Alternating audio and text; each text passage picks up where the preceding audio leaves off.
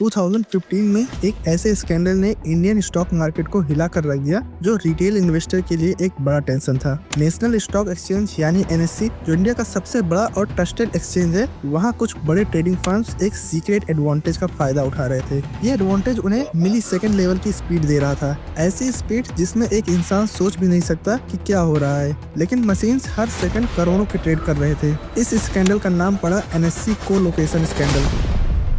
इस स्कैंडल को एक विसल ब्लोअर ने एक्सपोज किया और ये पता चला कि कुछ ट्रेडिंग फर्म्स एनएससी के सर्वर के बिल्कुल पास अपने सिस्टम को लगाकर अनफेयर एज ले रहे थे। रिटेल इन्वेस्टर्स जो अपनी मेहनत की कमाई को मल्टीप्लाई करने का सपना लेकर इस मार्केट में आते हैं, उनका प्रॉफिट बनने का चांस बहुत कम था। ये एक सिस्टम था जिसमें बड़े प्लेयर्स हमेशा एक कदम आगे थे और आम पब्लिक हमेशा पीछे। आज इस डॉक्यूमेंट्री में इस शैडो सिस्टम के सच को समझने की कोशिश करेंगे। हाई फ्रीक्वेंसी ट्रेडिंग, क्या ये एक रेवोल्यूशन है जो मार्केट को बेटर बनाता है, या फिर एक ऐसा टूल जो सिर्फ बड़े इंस्टीट्यूशंस के लिए बनाया गया है?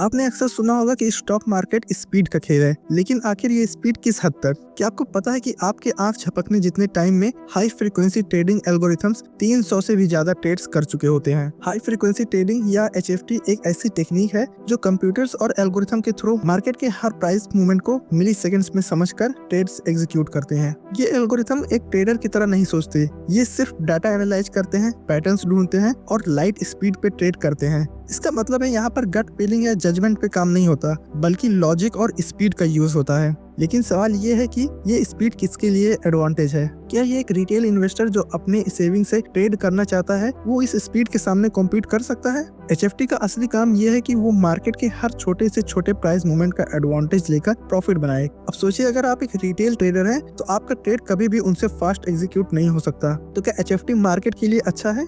कुछ लोग कहेंगे हाँ, क्योंकि ये लिक्विडिटी प्रोवाइड करता है और मार्केट को इफिशिएंट बनाता है। लेकिन कुछ लोग ये आर्गुमेंट करते हैं कि ये एक ऐसा सिस्टम है जो सिर्फ बड़े प्लेयर्स को बेनिफिट करता है, जिसमें आम इन्वेस्टर के लिए कोई जगह नहीं है।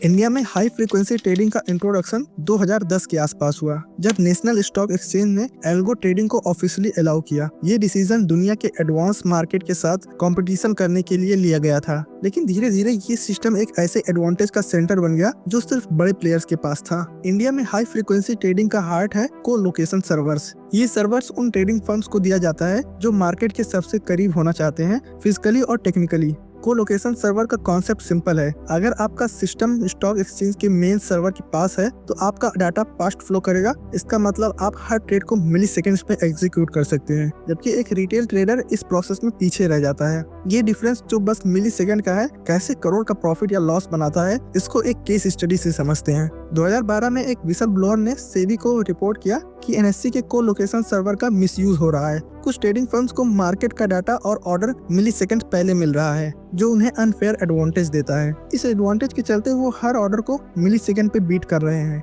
इसका नतीजा था अनफेयर ट्रेडिंग, जिसमें रिटेल इन्वेस्टर का पैसा डायरेक्टली इफेक्ट हो रहा था। ये सिस्टम अनफेयर होने के बावजूद भी आज भी इंडिया के फाइनेंशियल मार्केट का एक मेजर पार्ट है। लेकिन ये सिस्टम रिटेल इन्वेस्टर के लिए कैसा है? क्या ये उनके लिए एक नया अपॉर्चुनिटी है या एक इनविजिबल एनिमी? एक रेगुलेटरी अथॉरिटी के नजरिए से सेबी ने एल्गो ट्रेडिंग के लिए कुछ स्ट्रिक्ट रूल्स लगाए हैं, जैसे एल्गोरिथम को अप्रूवल की जरूरत और कोलोकेशन के मिसयूज को रोकना। लेकिन क्या ये रूल्स काफी है? ये वो क्वेश्चंस है जो आपको इस डॉक्यूमेंट्री के आगे के सेगमेंट्स में समझने को मिलेगा। आपने सुना होगा कि स्टॉक मार्केट में पैसा कमाने के लिए मार्केट को समझना पड़ता है, लेकिन हाई फ्रीक्वेंसी ट्रेडिंग की दुनिया में मार्केट को समझने से ज्यादा जरूरी है मार्केट के हर मूवमेंट से एक कदम आगे रहना। ये एल्गोरिथम सिर्फ प्राइस ट्रेंड्स ही नहीं, बल्कि हर स्टॉक के डिमांड सप्लाई के हर माइक्रो मूवमेंट को ट्रैक करते हैं। इस प्रोसेस को सिंपल लैंग्वेज में बताऊं तो पहला स्टेप है डाटा कलेक्शन। हर सेकंड मार्केट से लाइव डाटा कलेक्ट होता है, जैसे प्राइस चेंजेस, डाटा वॉल्यूम्स और मार्केट डेप्थ। फिर सेकंड स्टेप आता है डिसीजन मेकिंग। एल्गोरिथम इस डाटा को प्रोसेस करके डिसाइड करते हैं कि स्टॉक के प्राइस का नेक्स्ट मूव क्या होगा। फिर थर्ड स्टेप आता है एग्जीक्यूशन। ये डिसीजन मिली सेकंड के अंदर एग्जीक्यूट होता है और ऑर्डर एक्सचेंज के पास भेजे जाते हैं। ये सारा प्रोसेस इंसान के सोचने की स्पीड से 1000 गुना फास्टर होता है। ह्यूमन ट्रेडर्स तो ये रेस शुरू होने से पहले ही हार जाते हैं। सोचिए अगर एक स्टॉक का प्राइस 100 रुपीज है और एक हाई फ्रीक्वेंसी ट्रेडर को ये पता है कि अगले 0.5 सेकंड में वो 100.1 होने वाला है, तो वो स्टॉक को इंस्टेंटली 100 पर खरीद लेगा और अगले ही 0.5 सेकंड में बेचकर प्रॉफिट भी कमा लेगा। ये प्रॉफिट्स आपको लग रहा होगा सिर्फ 10 पैसे का है, लेकिन ये गेम क्वांटिटी का है। HFT फर्म्स एक दिन में लाखों ट्रेड्स करते हैं और उनका टोटल प्रॉफिट करोड़ों में होता है। अब सोचिए अगर किसी ट्रेडर के कंप्यूटर का सिस्टम स्टॉक एक्सचेंज के सर्वर के बिल्कुल पास इंस्टॉल्ड हो, तो उसका डाटा और ट्रेड ऑर्डर एक्सचेंज तक सबसे तेजी से पहुंचेगा। इस एडवांटेज को कोलोकेशन कहा जाता है। ट्रेडिंग फर्म्स अपने सर्वर फिजिकली एक्सचेंज के पास लगाते हैं ताकि उनका ट्रेड एग्जीक्यूशन टाइम और भी फास्ट हो जाए। ये मिली सेकंड का डिफरेंस एक रिटेल इन्वेस्टर के लिए कैसे अनफेयर है, इसको समझने के लिए हम एक छोटी सी एनालॉजी समझते हैं। इमेजिन कीजिए एक रेस जिसमें आपके साथ एक कॉम्पिटिटर है, लेकिन उस कॉम्पिटिटर को बिल्कुल एंड लाइन के सामने से शुरू करने का एडवांटेज मिलता है। तो क्या ये एक फेयर रेस होगी?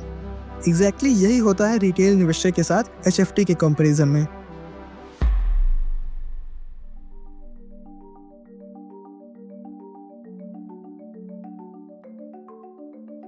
लेकिन इस कहानी का दूसरा साइड भी है। हर नई टेक्नोलॉजी के अपने प्रोस एंड कॉन्स होते हैं और हाई फ्रीक्वेंसी ट्रेडिंग के भी हैं। पहले समझते हैं प्रोस के बारे में। हाई फ्रीक्वेंसी ट्रेडिंग का सबसे बड़ा बेनिफिट है मार्केट लिक्विडिटी। इसका मतलब है कि जब कोई बायर या सेलर मार्केट में आता है तो HFT सिस्टम इंश्योर करता है कि उन्हें प्राइस और वॉल्यूम के परफेक्ट मैच मिले। ये लिक्विडिटी बड़े इन्वेस्टर के लिए और पूरे मार्केट के लिए फायदेमंद होती है। लिक्विडिटी का मतलब है कि आपको अपना ट्रेड तुरंत एग्जीक्यूट करने का चांस मिलता है। मार्केट में बायर और सेलर की कमी नहीं होती। HFT का एक और एडवांटेज है कि ये ट्रांजेक्शन कॉस्ट को लोअर करता है, क्योंकि ट्रेड फास्ट और इफिशिएंट एग्जीक्यूट होते हैं, जिससे स्प्रेड रिड्यूस होता है। स्प्रेड का मतलब होता है बायर और सेलर का डिफरेंस, और आखिर में कॉस्ट सबके लिए कम होती है। जब इंडिया 2010 के बाद हाई फ्रीक्वेंसी ट्रेडिंग को अडॉप्ट किया तो इसका एक बड़ा गोल था कि हम अपने मार्केट्स को दुनिया के एडवांस मार्केट के लेवल पर ले जा सकें। US और यूरोप जैसे कंट्रीज में HFT एक स्टैंडर्ड बन चुका था, और अगर इंडिया इस रेस का हिस्सा नहीं बनता तो हम ग्लोबल इन्वेस्टर्स को अट्रैक्ट नहीं कर पाते।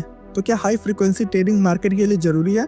अगर हम इफिशियंसी और कंपटीशन की बात करें तो इसका जवाब हाँ है। लेकिन हाई फ्रीक्वेंसी ट्रेडिंग की कहानी इतनी सिंपल नहीं है। जितने फायदे हैं उतने ही चैलेंजेस और क्रिटिसिज्म भी हैं, जो इस सिस्टम को एक शैडो सिस्टम बनाते हैं। रिटेल इन्वेस्टर के लिए सबसे बड़ी समस्या है अनफेयर एडवांटेज। रिटेल इन्वेस्टर जो अपनी मेहनत की कमाई मार्केट में लगाते हैं, उनका हर मूव हाई फ्रीक्वेंसी ट्रेडर के सामने वल्नरेबल होता है, क्योंकि HFT सिस्टम उनके ऑर्डर्स को देखकर अपने ट्रेड्स उससे पहले एग्जीक्यूट कर लेते हैं। 2015 के NSE कोलोकेशन स्कैंडल ने ये रिवील किया था कि कैसे कुछ सिलेक्टेड फर्म्स को अनफेयर एक्सेस मिल रहा था, जिसमें वो रिटेल इन्वेस्टर से पहले मार्केट डाटा तक पहुंच रहे थे। ये लेटेंसी उन्हें एक अनफेयर लेटेंसी आर्बिट्राज एडवांटेज दे रहा था। सेबी ने इस स्कैंडल पर इन्वेस्टिगेशन शुरू की थी और इसमें NSE पर एलिगेशंस लगे कि उन्होंने डेलिबरेटली कुछ फर्म्स को प्रेफरेंशियल ट्रीटमेंट दिया। HFT का एक और बड़ा चैलेंज है फ्लैश क्रैश। ये ऐसे मूवमेंट्स होते हैं जिसमें एक गलत एल्गोरिथम या सडन डाटा मिसमैच की वजह से पूरे मार्केट का स्ट्रक्चर कोलैप्स हो जाता है। एक एग्जांपल से समझते हैं। 6 मई 2010 को US फ्लैश क्रैश, जिसमें सिर्फ 36 मिनट के अंदर डाउ जोन्स 1000 पॉइंट गिर गया था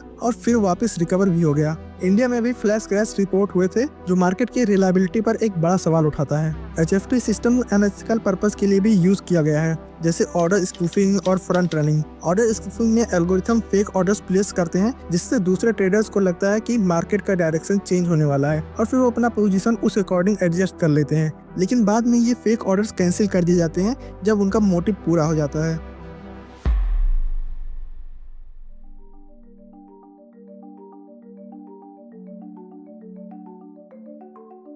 लेकिन हाई फ्रीक्वेंसी ट्रेडिंग का असली इम्पैक्ट रिटेल इन्वेस्टर पर होता है, जो अपने सपने मार्केट से जोड़ते हैं। हजारों इन्वेस्टर अपनी सेविंग के साथ मार्केट में आते हैं और फिर उन्हें बाद में लगता है कि सिस्टम उनके अगेंस्ट डिजाइन किया गया है। वो सोचते हैं कि वो गलतियां क्या कर रहे हैं, लेकिन असल में वो एक ऐसी रेस का हिस्सा है जिसमें उनका चांस बहुत कम है अगर वो प्रॉपर डिसिप्लिन फॉलो नहीं करते। ये सिस्टम उनका भरोसा तोड़ता है और उन्हें लगता है कि फाइनेंशियल मार्केट उनके लिए नहीं है, ये सिर्फ बड़े प्लेयर्स के लिए है। तो अब सवाल ये है कि क्या हाई फ्रीक्वेंसी ट्रेडिंग को कभी फेयर बनाया जा सकता है, और क्या इंडिया के रेगुलेटर के पास शैडो सिस्टम को कंट्रोल करने का सोल्यूशन है? आगे चलिए मेरे साथ इस डॉक्यूमेंट्री में पता लगाते हैं। हाई फ्रीक्वेंसी ट्रेडिंग का सबसे बड़ा क्रिटिसिज्म हमेशा से ये रहा है कि ये एक शैडो सिस्टम है जो बड़े प्लेयर्स को अनफेयर एडवांटेज देता है। लेकिन क्या रेगुलेटर इस स्पीड वॉर के सामने खड़े हो सकते हैं? इंडिया में सेबी ने कुछ कदम जरूर उठाए हैं, लेकिन क्या ये काफी है? 2012 के बाद जब एल्गो ट्रेडिंग और हाई फ्रीक्वेंसी ट्रेडिंग का अवेयरनेस इंडिया में बढ़ने लगा तो सेबी इसको रेगुलेट करने के लिए नए गाइडलाइंस बनाए। ये guidelines algo approvals, colocation practices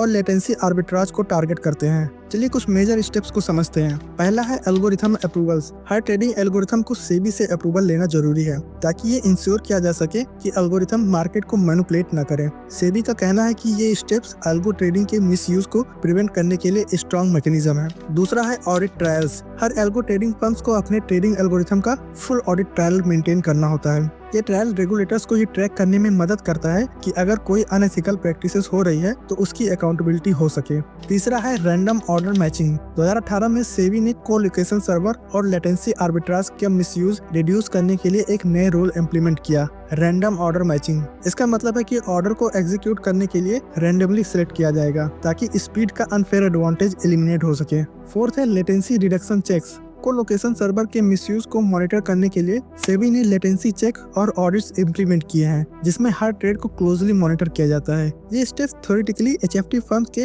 unfair advantage को कम करता है, लेकिन जितने मेजर्स रेगुलेटर उठाते हैं एचएफटी सिस्टम के डेवलपर्स उन्हें आउटस्मार्ट करने के लिए नए तरीके ढूंढ लेते हैं। ये एक कांस्टेंट रेस है जिसमें रेगुलेटर्स हमेशा एक कदम पीछे दिखते हैं। 2015 का एनएससी कोलोकेशन स्कैंडल सेबी के लिए एक वेकअप कॉल था। ये पता चला कि कुछ selected firms unfair latency advantage ले रहे हैं। सेबी ने एक इन्वेस्टिगेशन शुरू की, लेकिन इस केस में एक सबसे बड़ा चैलेंज था इसका प्रूफ एस्टेब्लिश करना। इन्वेस्टिगेशन रिपोर्ट्स के मुताबिक कुछ एचएफटी फर्म्स एनएससी के डाटा फीड का मिसयूज कर रहे थे और मार्केट के ऑर्डर फ्लो का प्रेडिक्शन कर रहे थे। ये उनका लेटेंसी आर्बिट्राज का एडवांटेज था जो रिटेल इन्वेस्टर के लिए ऑब्जेक्शनेबल था। इस स्कैंडल ने सेबी पर भी सवाल उठाए कि उनका मॉनिटरिंग फ्रेमवर्क कितना एफिशिएंट है। आखिर में ये स्कैंडल एक बड़ा मैसेज दिया, एचएफटी सिस्टम को रेगुलेट करना सिर्फ एक टेक्निकल इशू नहीं है बल्कि एक एथिकल चैलेंज भी है।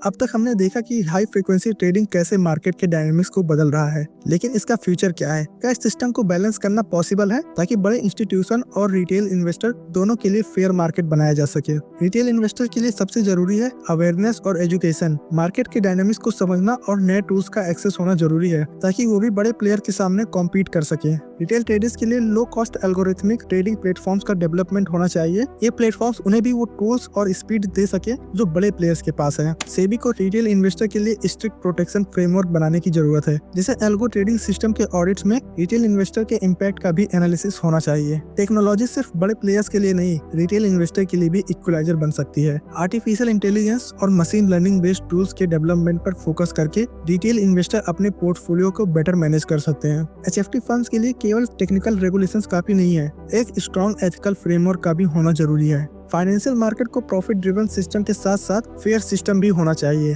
पर इंडिया के इंस्टीट्यूशंस के लिए ये एक बड़ा चैलेंज है।